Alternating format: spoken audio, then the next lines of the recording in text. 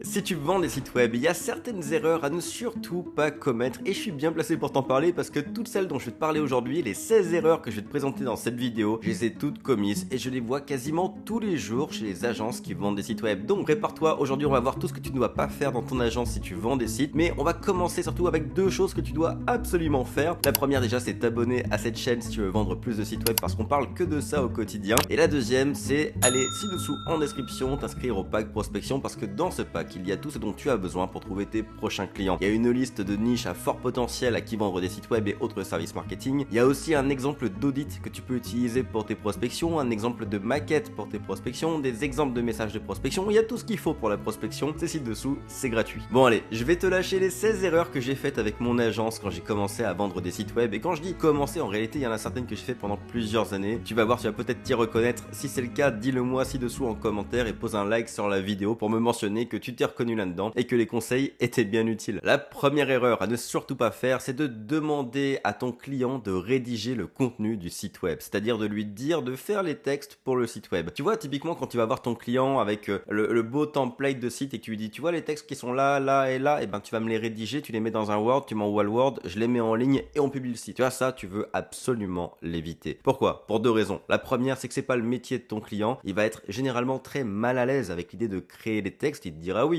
parce qu'il va se dire que bon bah c'est mon devoir, c'est mon site web, c'est ma boîte, donc c'est à moi de rédiger. Mais en réalité, non, c'est pas son métier. Il ne sait pas faire du copywriting, de la rédaction pour persuader. Il ne sait pas comment mettre en avant les informations dans de bons textes. Et donc tu as deux possibilités. Soit il va mettre 6 mois à le faire et il va te livrer un truc un peu merdique à la fin de toute façon. Soit il va utiliser l'IA, ce qui n'existait pas à mon époque quand j'ai fait cette erreur, mais qui aujourd'hui je pense serait la solution pour tous ces clients qui savent pas comment s'y prendre. Ils vont aller dans ChatGPT et puis dire à l'IA, rédige-moi l'historique de ma boîte, sachant qu'elle a été créée en 1975, et tu vas te retrouver avec un texte typiquement ChatGPT avec les petits tirets là un petit peu partout, et au final tu devras tout reprendre de toute façon. Et le deuxième point, c'est que quand tu vends un site web en prétendant augmenter le taux de conversion et le référencement, ce qui sont les deux points principaux d'un site web, tu peux pas être garant de ça et de cet apport de résultats si tu ne maîtrises pas tous les paramètres. Et la rédaction du site web, c'est quand même un sacré paramètre pour tout ça. Donc pour garder un cycle de livraison plus court, te faire payer plus vite à la fin, pour être sûr de ce que tu livres, pour être garant de ton résultat et pour éviter de finir avec un texte un peu malaisant que tu vas devoir modifier de toute façon, ne confie pas la rédaction à tes clients. Deuxième erreur, et celle-là elle m'a coûté cher,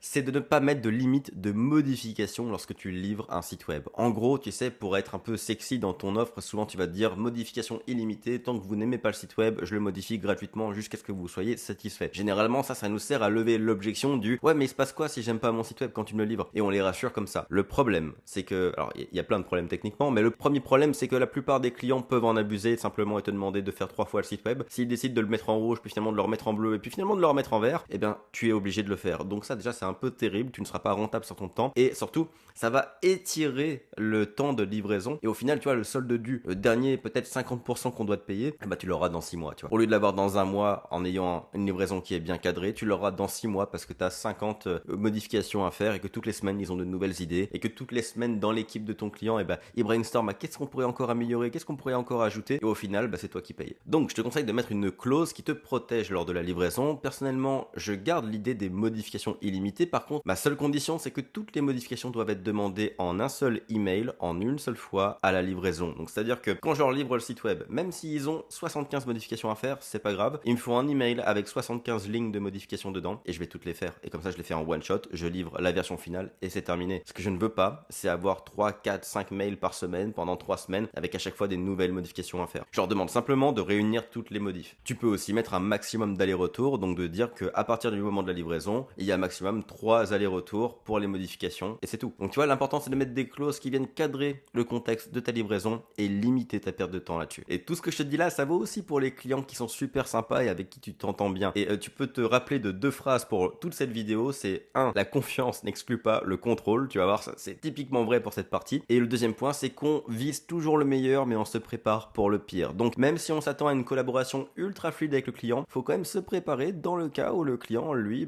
décide de tirer un peu la couette de son côté, tout simplement. Troisième erreur à ne pas commettre, et celle-là, il n'y a pas grand monde qui en parle, c'est de livrer le site web sans le présenter. Ce que je veux dire par là, c'est que personnellement, quand je vends un site web, techniquement, je le vends 2 fois. Je le vends la première fois quand je vais voir mon prospect et que je vais le convaincre de refaire son site web avec moi, quand je vais le convaincre de me faire confiance. Et donc, je vends l'idée du site web, c'est plus de la vente de service à ce moment-là. moment-là. Et ce qui est particulier, c'est que je le vends une deuxième fois à la livraison quand je le présente. Et là, c'est plus de la vente de produits. Ce que je veux dire par là, c'est qu'à la livraison, je vais littéralement présenter le site web pixel par pixel à mon client en lui expliquant tous mes choix, pourquoi est-ce qu'on l'a fait comme ça, pourquoi est-ce qu'on a écrit ce texte de cette façon, pourquoi le titre, on a mis ça dedans, pourquoi cette photo est à cet endroit et qu'est-ce qu'elle doit représenter, pourquoi le bouton est de telle couleur, on explique tout. Et tu vois, ça, c'est un peu mon petit secret pour n'avoir quasiment jamais de modifications à faire sur les sites web que je livre, tout simplement parce que quand un client reçoit un site web et qu'il te demande des modifications, c'est qu'il considère que ce qu'il pense est plus cohérent que ce que tu as fait, ok? Donc ça veut dire qu'il se fait davantage confiance à lui qu'à toi pour les choix esthétiques, etc. Et parce qu'il ne comprend pas forcément la logique de ce que toi tu as pu faire. Je donne l'exemple d'un très beau site web dont les couleurs principales sont le vert et le bleu, et puis au milieu tu mets un gros bouton rouge. Oui, sauf que on parle d'un site pour un plombier par exemple, le rouge rappelle l'urgence, le plombier, tu veux qu'il ait un bouton d'appel d'urgence qui est H24, 7 sur 7 et qui est double facturé, tu vois. Tu vois, là ça prend son sens que ce bouton soit ultra visible, ultra agressif et qu'il corresponde à tous les codes de l'urgence. Et ça va augmenter le taux de conversion. Et à la fin de la journée, ton client, il te paye pour augmenter le taux de clic et le taux de conversion. Donc tu vois, ça c'est le genre de truc où ton client pourrait dire « Ah, ce bouton-là, mets-le en bleu comme les autres pour respecter la charte graphique. » Mais tu vois, si tu préchotes ton client, tu l'anticipes en lui expliquant « Regardez, ce bouton, j'en suis très fier. Je l'ai fait de telle façon pour qu'il ait telle connotation, tel impact, tel taux de conversion. » Là, tu vois, d'un coup, ton client, il aura plus grand-chose à dire et la modification qu'il avait prévu de te faire faire, elle disparaît. Tu vois, l'erreur typique à ne pas faire, c'est d'envoyer le lien du site web au client en lui disant « Voilà, va le voir, dis-moi ce que t'en penses. » Non, tu sais pas sur quel ordinateur il va l'ouvrir, sur quel écran, dans quel format. Tu veux lui présenter de la meilleure des façons possibles. La quatrième erreur à ne surtout pas commettre, c'est de ne pas demander à ton client ce qu'il aime esthétiquement lors de l'onboarding. Donc quand le client arrive chez toi, une des premières choses que tu dois lui demander, au-delà de ses accès, de ce qu'il veut mettre dans son site, etc., c'est est-ce qu'il y a des sites web que tu aimes bien esthétiquement et que je pourrais voir pour m'inspirer. Et ça c'est super important parce que n'oublie jamais que à la fin de la journée, le client, oui, il te paye pour un site qui convertit, etc., mais c'est son image de marque. Et ton client, il a envie d'être fier de son image de marque, il a envie d'être fier de son site web, il a envie de l'envoyer à ses potes, ses clients, sa famille, etc. Et du coup, s'il se reconnaît pas dedans, tu vas te manger une vague de modifications à la fin. Et le truc, c'est que les goûts, les couleurs, tout ça, c'est subjectif. L'esthétique, c'est subjectif. Donc, t'es mieux de lui demander dès le début ce qu'il aime pour comprendre comment est-ce que lui, il est configuré d'un point de vue esthétique et pour faire quelque chose qui va lui plaire. Même si tu vas faire des compromis peut-être pour faire un site qui convertit, etc., au moins tu vas travailler dans le sens de ce qu'aime ton client pour être sûr qu'à la fin, il apprécie ce qu'il voit et il s'y reconnaisse. Si tu ne fais pas ça, encore une fois, tu repars pour des heures de production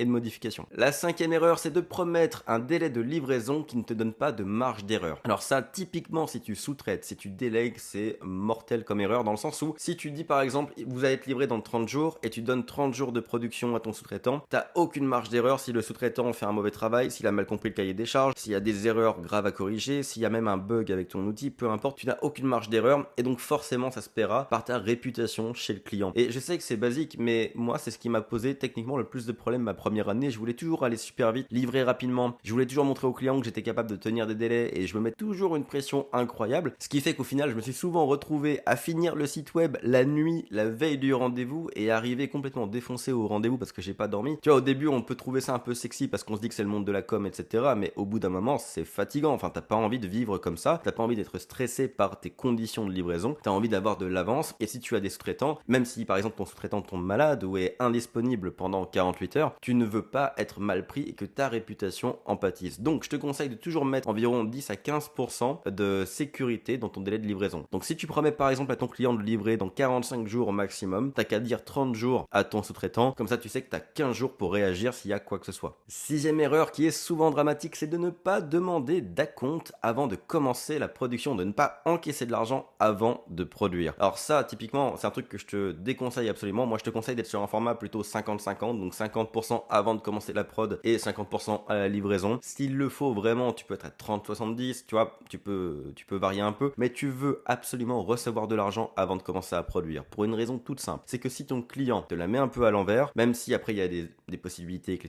tribunal de commerce, tout ça, bon, on met ça en parenthèse, c'est rare d'ailleurs que les gens aillent jusque là. Si jamais ton client te la met à l'envers, eh ben tu ne veux pas perdre ton temps. Ton temps, tu ne peux pas le récupérer. Donc même si ton client décide d'annuler le dossier du site web après un mois de production, pour une raison, pour une autre, une faillite, un changement d'idée, un changement de prestataire, peu importe, bah tu ne veux pas avoir travaillé 10, 15, 20 heures pour rien. Donc si tu prends un acompte, ça te protège sur toutes les premières heures de production que tu vas faire. Et au passage, ça te permet de reconnaître les clients un peu red flag. Parce qu'un client qui refuse de te payer un acompte, ou qui te dit t'inquiète, je te paierai à la fin, ou alors t'inquiète, je te paierai avec les ventes générées par le site web, tu vois tout ça, tu veux pas les approcher, tu veux pas les toucher avec un bâton, tu veux t'éloigner de ce genre de clientèle. Les clients, les bons clients sont ceux qui vont payer l'acompte sans rechigner et qui savent que ça fait partie du deal. Donc va vers eux exclusivement. La 7e erreur, alors celle-là, j'ai une anecdote assez drôle. La 7e erreur, c'est de ne pas vérifier les attentes de ton client avant de commencer la production du site web. En gros, pour la faire très simple, j'ai signé un client il y a des années maintenant. C'était quelqu'un qui était assez âgé, pour être honnête avec toi. C'est quelqu'un qui n'était pas forcément dans le monde du numérique à la base, mais qui voulait un site web pour sa boîte. Et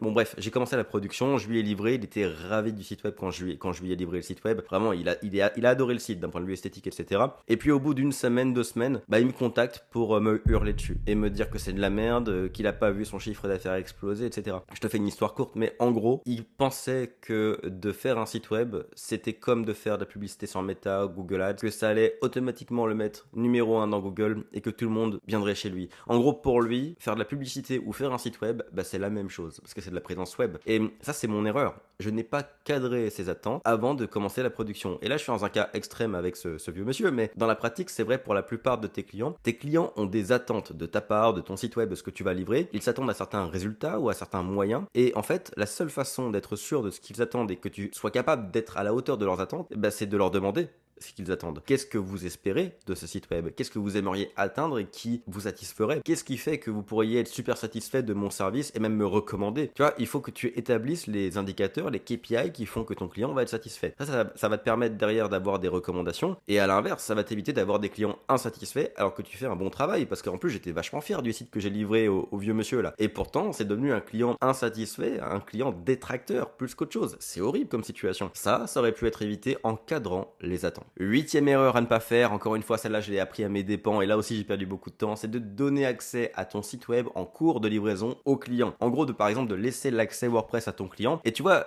moi genre généralement c'est plutôt les solopreneurs qui font ça ou les petites boîtes qui font ça. Les grosses boîtes généralement elles te laissent bosser et quand t'as fini tu livres le site web, elles sont contentes et voilà. Mais quand tu bosses avec des petites boîtes, des TPE ou des solopreneurs, et ils sont très à cheval sur leur site web et ils veulent voir comment ça évolue. Et tu vois, moi j'ai un client qui tous les matins allait se connecter au WordPress pour aller voir comment ça évoluait. Et en fait, je recevais des textos, genre t'as laissé une faute dans tel titre, le bouton est pas la même taille et de la même police que sur cette page que sur l'autre page. Et tu vois, je recevais des trucs comme ça tout le temps. Et à chaque fois, je devais lui dire, écoute, laisse-moi bosser, t'es en train de le voir en cours de production, ce n'est pas à l'image de ce que tu vas recevoir. Et le problème, tu vois, c'est que tu élimines l'effet wow de la livraison, tu désacralises le site web, ce qui fait que au final, quand tu vas livrer le site web, bah le client il l'aura déjà vu, il aura déjà son avis dessus, il aura déjà communiqué son avis à de multiples reprises par texto. C'est dommage, tu brises toute la magie du moment où tu vas livrer le site. Donc moi ce que je te conseille c'est de développer de ton côté le site web et de montrer à ton client seulement, alors tu peux faire un checkpoint quand tu as fini la page d'accueil pour vérifier que esthétiquement etc ça lui convient, juste pour être sûr que tu es dans la bonne direction, et ensuite tu lui remontres seulement quand tu l'as terminé à 100%. Parce qu'il faut jamais oublier que quand tu montres quelque chose à quelqu'un, la seule chose qu'il voit c'est ce qui est négatif. Tu vois, c'est la même chose que quand tu achètes une super voiture, tu mets toutes les options dedans sauf une et tu vas la montrer à ton pote et il va te dire ah elle est belle, t'as pas pris l'option Alcantara? Tu vois, c'est exactement la même chose avec ton site web. T'auras beau lui livrer un truc incroyable sur lequel t'as bossé comme un fou, le client va uniquement voir ce qui lui pose problème. 9e erreur, celle-là elle est rapide, mais c'est de ne pas faire de backup de ton site web. Un backup c'est quoi? C'est une sauvegarde. Donc c'est de sauvegarder le site web dans un fichier que tu vas conserver de ton côté agence, avant de le livrer à ton client. Pourquoi? Parce que ton client, tu vas lui donner les accès au site web probablement, et des fois ton client il aura envie de jouer dedans, tu vois, de modifier une photo, modifier un texte, ce genre de choses. Surtout si tu utilises un truc un peu simple comme je sais pas WordPress, et ben le client aura tendance à vouloir se connecter dedans et peut voilà, y toucher. Le problème, c'est que si le client, il fait une petite connerie et décide de wipe le site web, de l'effacer complètement, ou juste de défoncer une page, bah plutôt que de passer 2, 3, 4 heures à le réparer, tu peux simplement rétablir la sauvegarde que tu auras faite avant de lui livrer. Donc les sauvegardes, alors je te conseille d'ailleurs de sauvegarder en tout temps. Moi j'utilise un plugin qui s'appelle Updraft Plus et qui sauvegarde automatiquement et qui envoie ça dans un cloud. Je pense que ça c'est ce qu'il y a de mieux à faire, et même pour un piratage par exemple, hein, le site web qui se fait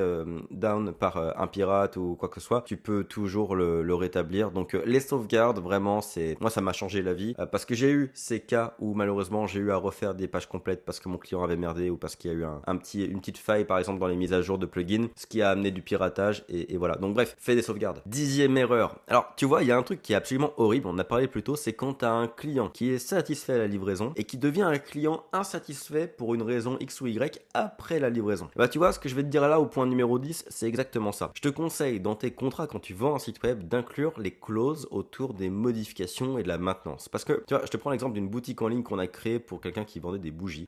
Et franchement, on lui a fait un truc super clean, c'était une solopreneur, elle se lançait et ça a bien fait péter sa marque en attendant. Mais elle qui était super satisfaite qu'on lui a livré le site web, elle s'est mise à nous insulter parce qu'on avait arrêté de mettre à jour son site web, de faire la maintenance de son site, tiens-toi bien, 2 ans après la livraison. Donc ça veut dire que la cliente, super satisfaite du début, est devenue une détractrice 2 ans après la livraison parce qu'on a arrêté de travailler gratuitement pour elle quand elle voulait changer des produits, des descriptions, etc. Et à la fin de la journée, je vais te dire un truc, c'est pas de la faute de la cliente, c'est ma faute à moi. Dans le contrat, dans le devis, dans la facture, partout, j'aurais dû lui dire et écrire, attention, le site web, on vous le livre. On vous fait les premières modifications pendant 6 mois. Si tu veux inclure ça, c'est OK. Mais à partir du 6e mois, s'il y a des modifications, elles seront facturées en plus, payables à l'heure à 80 € de l'heure. Il faut l'inclure ça dans les communications pour que les clients le sachent d'avance. Autrement, tu peux te retrouver, alors soit moralement obligé de faire les modifications, alors que c'est pas le cas, soit tu peux refuser les modifications et créer ce genre de situation que je viens de te raconter. La 11e erreur, ce serait de ne pas mettre de date de validité, de péremption sur le devis que tu produis pour un prospect. Je te raconte encore une fois une anecdote. Au tout début de mon agence, j'ai fait un devis pour moins de 1000 € pour un site web vitrine à un gars qui est super sympa, qui a une très belle boîte. Le problème, c'est que ce monsieur-là a eu un gros problème de santé, un accident, juste après que je lui ai fait le devis et il a disparu pendant des mois. Et honnêtement, je l'ai oublié, ce monsieur, parce que voilà, il avait des priorités plus importantes que son site web et il est revenu peut-être 8-9 mois plus tard. Le problème, c'est qu'entre-temps, moi, c'était le début de mon agence, donc j'ai beaucoup appris. J'ai compris que j'étais pas assez cher. J'ai fait x3, x4 sur mes prix. Donc je passais de moins de 1000 balles à 3, 4, 5000 balles pour un site web vitrine. Et lui, qu'est-ce qu'il a fait? Il est revenu 1 an plus tard avec le devis que je lui avais fait à l'époque. Et il a parfaitement raison de faire ça. Encore une fois, c'est pas lui le problème, c'est moi. Il est revenu avec le devis à 990 € à l'époque. Et sur le coup, moi je lui ai dit, écoutez, je suis navré, monsieur, mais moi je veux pas l'honorer. Enfin, c'est plus nos prix d'aujourd'hui. Je ne vais pas honorer le devis. Et il s'est mis à me mettre un énorme coup de pression. Et pour être honnête avec toi, j'avais moins de 22 ans. C'était mes débuts dans le business. Et il m'a fait croire que légalement, j'étais obligé d'honorer un devis que j'ai produit. Bref, tout ça pour te dire que pour te sauver de ce genre de situation, le mieux c'est de mettre une date de validité parce que le prospect n'aurait même pas eu l'idée de revenir avec le devis comme étant une preuve formelle que je devais faire le travail pour lui. Il serait venu avec le devis pour me dire voilà, tu m'avais fait le devis il y a 1 an, est-ce que tu peux me le refaire aujourd'hui? J'aurais dit non, il y a une clause de validité, la boîte a changé, est-ce que t'es ok pour 3005? Je te fais une fleur, je te le fais à 3000 et c'est parti. Mon message ici pour être très clair, c'est pas que ça va éliminer tous tes problèmes, c'est juste que le problème, il va peut-être avoir lieu, tu vas avoir peut-être un ancien prospect qui va revenir avec ton devis, mais la façon dont ça va se terminer, tu vois, au lieu de monter dans les tours émotionnellement et de finir avec des coups de pression, etc., ça va se conclure très facilement grâce à la clause que tu y as ajoutée. Tout ça parce que tu as mis une petite ligne et une date dans ton devis, donc autant le faire. La 12e erreur, c'est de ne pas établir qui est la personne ressource chez ton client. Parce que quand tu vas signer un client pour lui vendre un site web, souvent tu vas parler au décisionnaire, donc ça peut être la direction, etc. Et puis après, il y en a d'autres qui vont arriver dans le dossier. Tu vas avoir le responsable marketing interne, le responsable communication interne, le DRH qui va mettre son grain de sel. Et au final, tu as peut-être 5-6 personnes en face de toi qui vont te parler du site web chez le client. Ce qu'il faut que tu fasses très rapidement, c'est d'établir qui est la personne ressource à qui je dois m'adresser pour le site web. Sinon, ce qui va se passer, c'est pas seulement que les gens vont tous te donner un avis, ça c'est déjà désagréable, mais tu peux encore faire avec. C'est surtout qu'on va te demander d'aller voir tout le monde à droite, à gauche pour récupérer des informations, des photos, des textes, etc. Alors qu'en réalité, c'est à eux de le faire. Tu devrais établir une personne ressource chez ton client. Cette personne ressource trouve, comme son nom l'indique, toutes les ressources nécessaires de son côté client, et c'est à elle uniquement que tu parles, et ça va fluidifier toute la production. Donc je te conseille d'établir dès le début de la collaboration qui est la personne ressource, qui est la personne qui décide ce qui est bien ou pas pour le site web, et une fois que tu as l'information, tout ce qui t'est demandé, tout ce qui t'est fourni, tu le fais valider par cette personne. Autrement, tu risques de passer du temps à créer des pages ou des contenus sur ton site qui n'ont en réalité pas été validés par la hiérarchie, mais simplement ça peut être une idée que quelqu'un dans la boîte t'a soufflé, tu t'es dit ok go, et en réalité ça sera invalidé plus tard et à retirer plus tard et t'auras bossé pour rien encore une fois. Et oublie pas, chaque heure de production pour rien, bah, c'est de l'argent perdu. Donc c'est ce qu'on veut éviter à tout prix, c'est ta rentabilité qui est en jeu ici. Dans le même ordre d'idée, 13e erreur, c'est de ne pas établir de base quels sont les canaux de communication et les modalités de communication pour la collaboration. Tu vois, le client qui t'appelle à 22h un samedi soir ou alors à 13h pendant ton repas de famille du dimanche midi, et ben typiquement ça tu peux l'éviter en cadrant dès le début les modalités de communication. Tu peux établir un canal Slack, un canal WhatsApp avec toutes les personnes intéressantes dedans, toutes les personnes ressources tu les mets dedans. Tu peux y mettre les personnes de ton équipe, ton sous-traitant, tu peux y mettre ton client et la personne ressource chez ton client, tu vois, peu importe qui tu mets dedans, mais tu veux un canal spécifique avec tous les interlocuteurs, ça peut être l'email aussi, peu importe. Je te déconseille le téléphone par contre. Fais que des canaux avec des traces écrites, ça te sauvera potentiellement la vie sur les livraisons, les litiges, etc. Donc par exemple mail, Slack, WhatsApp, et puis tu établis aussi les horaires. Je vous répondrai en moins d'une heure ou deux, du moment que c'est entre lundi 8h du matin et vendredi 18h. Tu vois, comme ça la personne sait quand elle doit t'écrire et elle sait à quoi s'attendre en termes de réactivité. Ça va t'éviter d'avoir des plaintes disant que tu n'es pas réactif parce que la personne t'a écrit un samedi soir, alors que toi t'as jamais prévu répondre le week-end. Tu vois, encore une fois, la plupart des clients insatisfaits finalement c'est un problème d'attente qui ne sont pas suffisamment cadrés. Donc pareil, si tu cadres ce à quoi elles peuvent s'attendre au niveau communication, elles ne seront jamais déçues et t'es gagnant. 14e erreur, on s'approche de la fin. L'erreur c'est de ne pas vérifier l'intégralité du site web avant la livraison et je vais m'expliquer. Je vois beaucoup de livraisons qui ont lieu chez des agences que j'accompagne où il y a des boutons qui marchent pas, des textes qui ont des fautes, des photos qui chargent difficilement parce qu'elles n'ont pas été compressées en termes de taille, un responsive qui est pas optimal et souvent ça finit en rendez-vous de livraison en mode ouais t'inquiète ça va être fait rapidement, oui ça c'est normal, c'est fait dans 24 heures. Non, c'est pas normal. Quand tu es à la livraison avec ton client, on l'a dit plus tôt, tu veux que tout soit parfait, donc vérifie absolument tout. Et je renchéris là-dessus sur un deuxième point qui est que c'est d'autant plus vrai quand tu sous-traites. C'est quand tu sous-traites, t'as tendance à vouloir faire confiance à ton sous-traitant sur le fait que t'as vérifié tous les boutons, ouais, tout marche, ok, parfait, et tu vas livrer le site web. Mais dans la pratique, est-ce que ton sous-traitant a vraiment fait le travail? Alors, je te souhaite qu'il l'ait fait. Dans tous les cas, c'est toi qui as la responsabilité de ce que tu présentes à ton client. Donc, vérifie 100% des liens, des responsives, des boutons, des fautes. Aide-toi de l'IA. Il y a des plugins pour vérifier les boutons et les liens cassés. Il y a l'IA qui peut t'aider avec les fautes. Enfin, tu vois, tu as des ressources à ta disposition. Mais le jour de la livraison, si tu arrives pour ouvrir ton site web et qu'il met 5 secondes à charger et tu dis « Ah, la connexion elle est lente ici. Non, elle est excellente, c'est la fibre. » Tu vas passer pour... Et c'est pas ouf. La première impression sera mauvaise, alors que ce que tu veux, c'est un effet wow dès le début. Donc c'est un petit rappel, mais anticipe tout, vérifie tout avant la livraison. La 15e et avant-dernière erreur, ce serait d'étaler les paiements sur de longues périodes, genre 12, 24, 36 mois. Je sais qu'il y a une certaine mode de vendre des sites web à 100 balles par mois pendant 4 ans. Certains pensent que c'est une bonne idée parce que ça crée une sorte de récurrent. Alors, c'est pas le cas. Honnêtement, je te le déconseille. Pour certaines boîtes qui sont très grosses, qui ont une très grosse trésorerie, ça peut être tenable. Mais pour une agence normale, c'est l'autoroute vers la faillite et vers les problèmes d'argent. Pourquoi? Parce que quand tu vas vendre un site web à 100 € par mois pendant 4 ans, bah à la fin de la journée, tu lui as quand même vendu à certains prix plusieurs milliers d'euros. Donc le client peut s'attendre à un site web de qualité. Donc un site web qui va te prendre quand même au moins 30, 40, 50 heures de production, ou alors va te coûter au moins 2000, 3000 de sous-traitance. Ce qui veut dire que soit tu vas devoir bosser 30 heures pour 100 balles sur le premier mois, soit tu vas devoir avancer 3000 € de sous-traitance et récupérer ça seulement au bout d'un an ou deux, à coût de 100 € par mois. Donc dans tous les cas, tu vas créer une sorte de delta négatif, soit sur ta trésorerie et ton revenu, soit sur ton temps, et dans tous les cas, tu vas devoir avancer du temps ou de l'argent pour ton client en échange de ce récurrent. Et dans la pratique, le taux d'impayé quand tu dépasses les 12 mois, il est juste énorme. Donc, je te conseille de faire maximum un paiement en 3-4 fois si tu es sur un gros dossier, genre un site web à 8 000, 10 000, 12 000, 20 000 euros. Si tu veux les faire payer en 3-4 fois, vas-y. Mais dans la plupart des cas, je te conseille de faire payer en 2 fois. 30 à 50% au début et puis le reste à la fin, tout simplement. C'est la meilleure des façons de te protéger et c'est ce qui va te créer une trésorerie. Et oublie pas que le cash, c'est ton oxygène. Quand tu manques de cash, t'as beau avoir des clients, etc., tu te retrouves quand même dans la merde. Donc, je te conseille d'optimiser ta réception du cash et de recevoir un maximum au début. Tu veux autant que possible devoir du temps à ton client plutôt que ton client te doive de l'argent. Et la récurrence, je suis d'accord, c'est important, c'est un vrai confort, mais c'est pas comme ça que tu vas aller la chercher. Je te conseille plutôt pour ça de faire des ventes supplémentaires, des upsells sur d'autres services qui eux sont récurrents. Et ça, j'en parle dans d'autres vidéos. Si j'en trouve une, je te la mettrai en haut. Sinon, j'en tourne une très bientôt pour t'en parler. On arrive à la 16e et dernière erreur. Et alors celle-là,